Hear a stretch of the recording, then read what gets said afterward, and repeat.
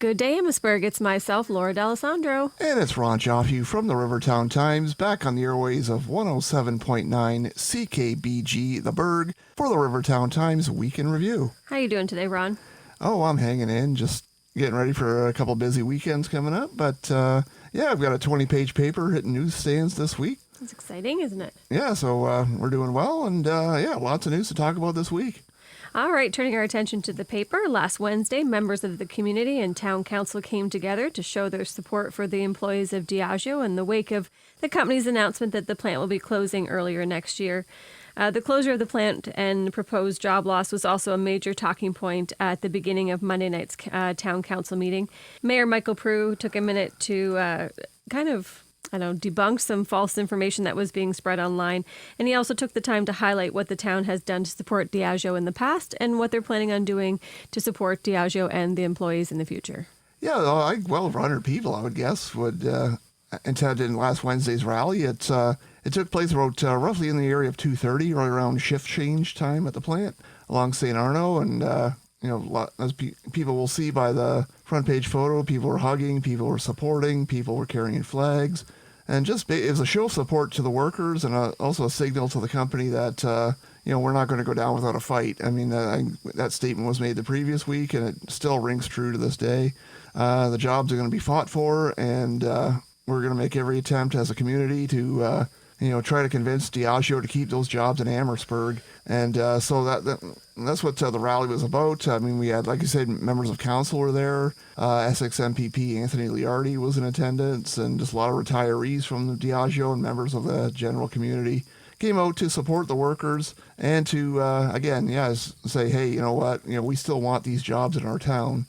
Quite a nice turnout, and we got full coverage of that on this week's RTT on our front page. And and then spilled over to Monday night where the mayor kind of took exception to some comments that he read online and basically tried to clarify the town's point of view. And he's saying the town has met with people from Premier Doug Ford's office, met with Anthony Liardi's. Meetings with Essex MP Chris Lewis are planned, and various economic development agencies and workforce folks and those sorts of people to try to keep the jobs and what do we do if the plant does become available. You mentioned there's already 3 interested parties, and that a portfolio of the site is being prepared for potential investors should again Diageo divest themselves of the property. And so there is work happening, the mayor said on Monday night, and that's all outlined in this week's RTT and online at www.rivertowntimes.com. So, it's been a hot topic. We have another story on Diageo on page 3 about just a few of we talked to a few of the restaurants that wanted to go on record, just their thoughts on what to do with Diageo products. Some are kind of in a holding pattern right now, kind of a wait and see. Others are saying, you know what, we're going to pull them right away, out of respect to our customers and to the town and, to the Diageo workers. So there's a few differing opinions, so that's all on page 3. And so we got quite a lot of Diageo coverage. Again, Fred Groves and his county council reporting also touched on it a bit on page 5 with some of the grant programs that I believe could help the town of Amherstburg and the region, particularly in light of the Diageo announcement and the potential closing of the plant. So check out this week's RTT and lots of coverage. And I know the paper was a hot commodity last week. We had to restock boxes, and by the looks of it, we couldn't quite keep on top of it. Some of the boxes were empty. It looked like a lot of people were picking up the paper last week, even more than usual. I think this week's paper will be a hot commodity as well. Yeah, I appreciate Prue's comments at the beginning of the meeting on Monday night.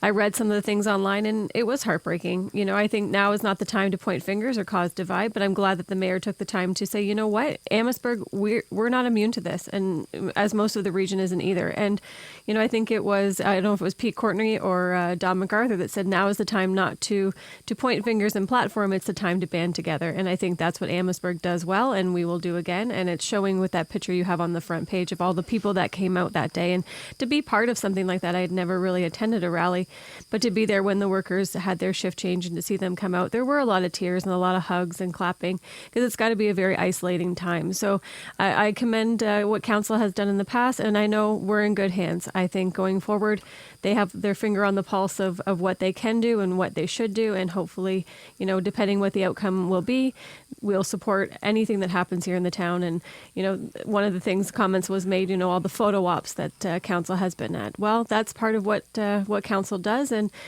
those photo ops are good things that are in town. So I know this is a big one and it's hitting hard, but let's not lose sight that there are a lot of good things happening in Amherstburg, and a lot of businesses have come to town.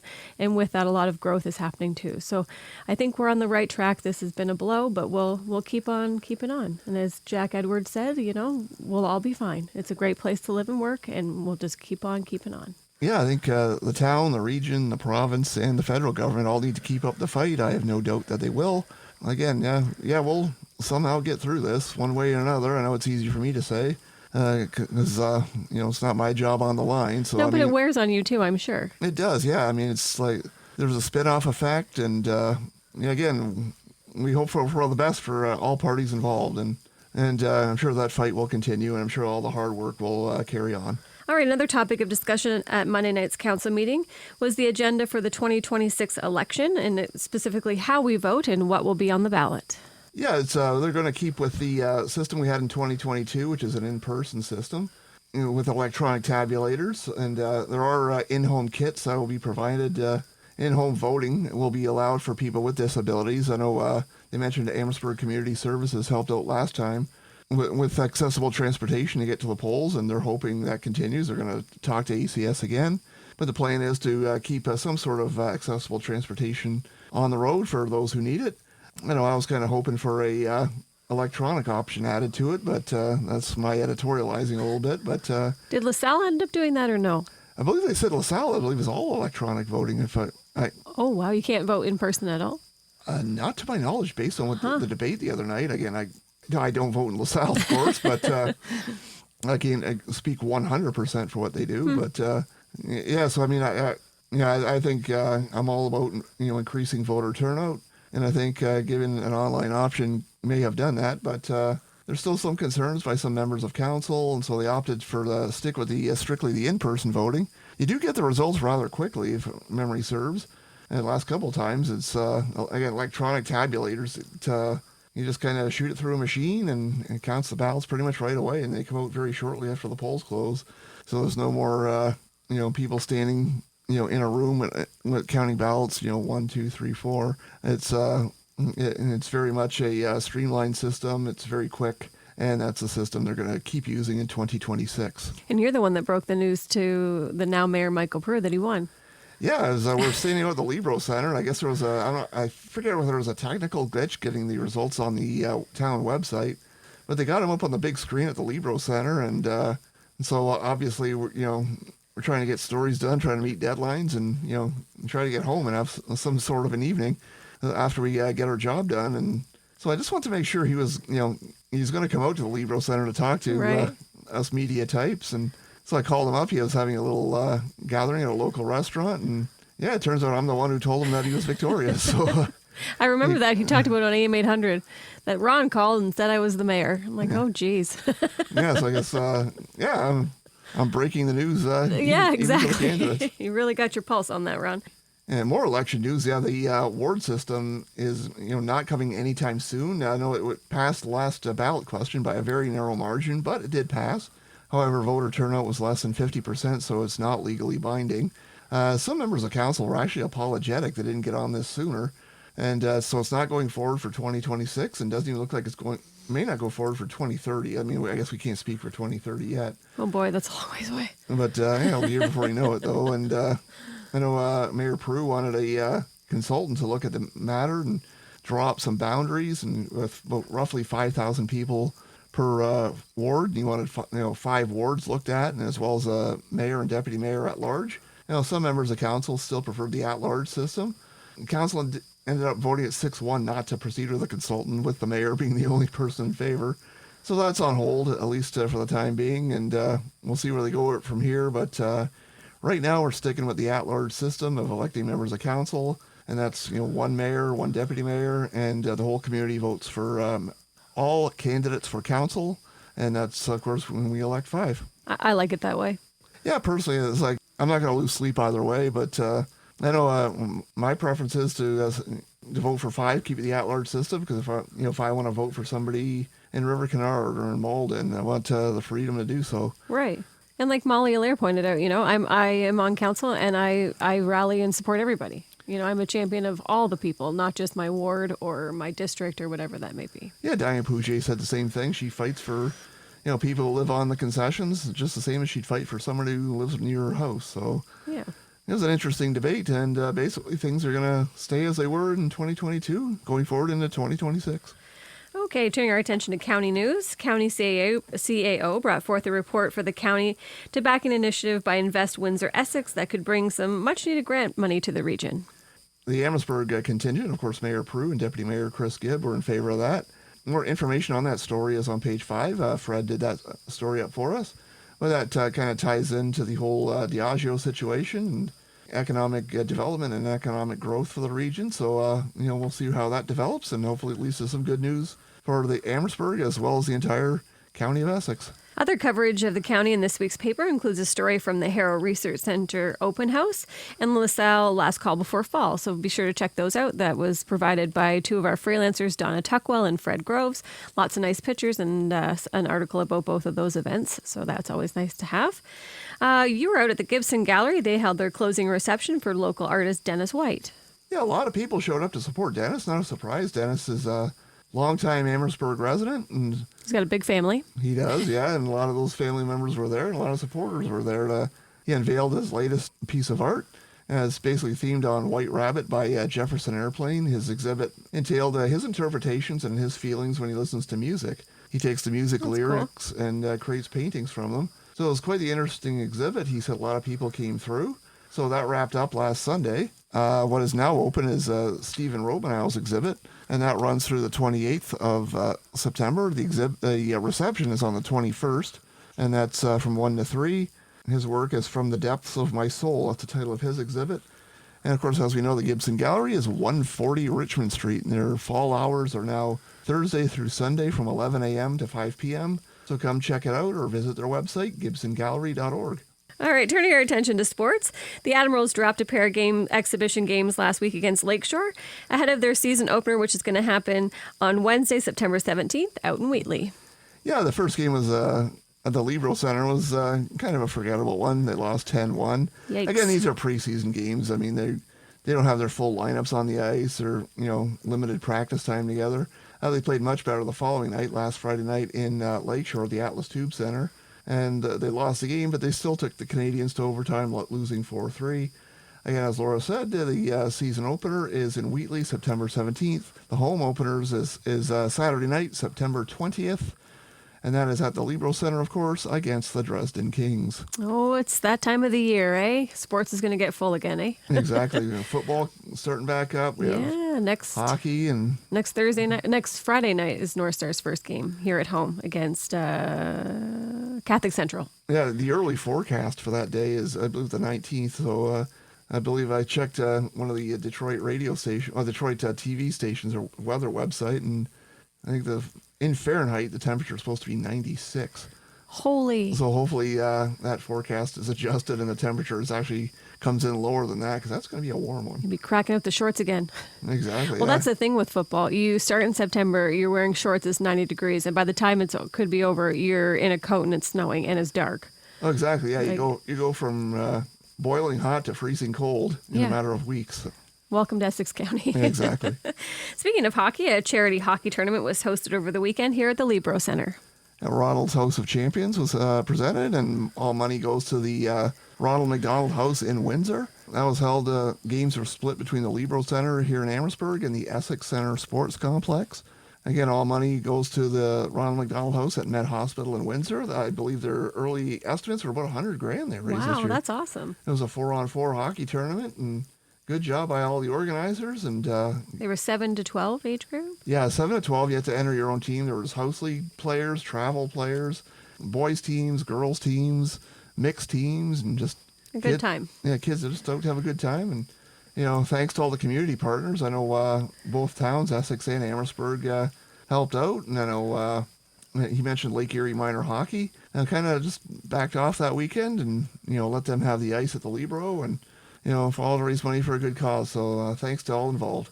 Good stuff. All right, looking forward to the weekend, and actually even tonight, Ron and I have the pleasure of joining the Amherstburg Food and Fellowship Mission. They're going to launch their new cookbook, so that's going to be out tonight at GL at 6:30, and today is the official launch of the cookbook, so it's $20 for the cookbook. You have a recipe in there, Ron. What is it? Whatever you emailed me, so...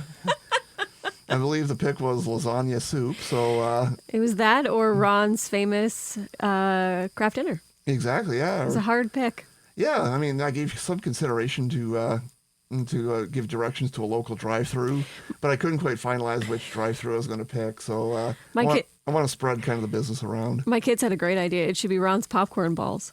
That worked. Maybe next year. Yeah, maybe next year. That's a Christmas idea. Maybe we can hang it over the tree at the office. It'd be perfect. It'd be perfect. So that's going to launch tonight. Look in the paper. We're going to have an ad for that. And also, it's all over everybody's social medias. You can hit up the Mission, too, to find that cookbook. It would make a great Christmas gift. So it's $20 and proceeds go to the Mission for that. So that launches tonight. Looking forward to the weekend, we have... Thursday night. Tomorrow night is the Ruck to Remember at the Legion. I know you're going to be out there for a little bit. Can you maybe tell people what it's about? Yeah, it's kind of a fundraiser. Well, not kind of. It's a fundraiser for homeless veterans and veterans nearing homelessness. And it's they wear a rucksack on their back, about 50 pounds, and they walk from Legion to Legion in the area. This year it's Windsor, Essex, and I believe they go into Chatham. Thursday night they come into Amherstburg, and right around 5 o'clock you'll see a kind of a contingent, dare I say, small parade. It's not an actual parade. The cadets will be out. Cadets, you'll be out. Dignitaries out. I believe police and fire will be out. Maybe even ambulance. And so around 5 o'clock, if you see a contingent of flashing lights and people walking, it's the Ruck to Remember. I believe they're going to try to get to the Legion around 5 p.m. and they're going to be spending the night there. Spending the night either there or at Fort Malden. I haven't got final confirmation of where they're spending the night. Then once they leave here on Friday, they're going to head out to Kingsville, and I think they go to Cottam from there. Then they head to Chatham-Kent. And it all starts in Windsor, and I believe it might start today, either yesterday or today, start in Windsor. And they go walk through LaSalle, and they eventually tomorrow evening will make their way to Amherstburg. That's exciting. There's an ad on page 3 for the Legion with a QR code if you're interested in donating. Like Ron said, it goes to help veterans facing homelessness. So great cause for that. Maybe next year you could sign up to do the Ruck to Remember. You carry on your camera bag. That's got to weigh 50 pounds. Not quite, probably over 20, but actually I should weigh that thing. You should. And how do you not have a back problem? I'll never know. Sometimes my neck gets stiff, but gee, I wonder why. Also coming up this weekend, it's the Festival of Hawks out at Holiday Beach. That is going to be on Saturday and Sunday. It is a ticketed event, so if you'd like more information on how to get tickets, visit the EssexRegionConservation.ca. Also coming up this weekend, it's the Fighting Island Boxing Show at Shooters on Saturday. That's $25, cash only at the door. Are you going to step in there? Maybe you and Terrence could go for a round. I'll be the ring girl. Oh, yeah. I don't think I only need one number, and it's a 1. Exactly, yeah. Battle of the Berg. I'm dreadfully out of shape, so I'll concede this one. Terrence is much older than you, though, so. I'm just staying really quiet. Yeah. Terrence is just sitting here casually. He's like, I could take him. I could take him. Exactly. That's what he's secretly thinking. I got it. Yeah. Maybe at the next edition of Friday Night Live at St. Andrew's Presbyterian, it'll become more pugilistic than it was musical. Who knows what they got planned for it. Oh, goodness. All right. And I guess next weekend, it's coming fast, is the Uncommon Festival. That's coming up next weekend. Also, before I forget to mention, it is the Fest for All on Friday at the Libro Center. That's from 10 till 2 at the Libro Center. So make sure you check out demonstrations, displays, information booths. There's a Miracle League baseball game they got planned. So all kinds of activities from 10 a.m. to 2 p.m. at the Libro this Friday. And the weather looks nice, so that'd be a fun day to get out there. Yeah, so speaking of that 90-degree Friday, that's the weekend of Uncommon. So if you're dressed up down there, it could be a little mild in some of those costumes. Yeah, exactly. I don't know if you can pack a portable fan in some of your, steampunk attire, but... what are you going as this year? Harry Potter... I'll wear glasses. There's a guy named Ron in Harry Potter, so perfect. There you go. Maybe I'll dress up as him, or maybe not. But I do encourage people to come out and have fun. It'll be a fun weekend. And I'll just take pictures of you. There you go. I need to do a little special shout out. My niece Charlotte, she's turning 10 next week. So happy birthday, Charlotte. We hope you have a great day and a great year, and keep on keeping on there, my girls. So happy birthday, Charlotte. All right. Anything else, Ron? Just a quick shout out to our drivers, Louise and Ashley, for going around and stocking up our newspaper boxes, our stores, all around, not just Amherstburg, but Essex, Harrow, and LaSalle. And if you see an empty newspaper box, let us know, and we'll try to get out there and fill her up. Also, if you come upon an empty newspaper box, we do have a QR code on all the boxes, so you could scan the QR code and take you right to our website. Because I know, like you'd said last week, papers were hard to come by about Friday of last week. So if you're anxious to get the news and you couldn't get a newspaper, be sure to scan that QR code and get the online version. Absolutely. rivertowntimes.com. All right, Amherstburg, have a great day. Have a great day. Have a great week, and see you next Wednesday at 12 noon and the replay at 4:30 p.m.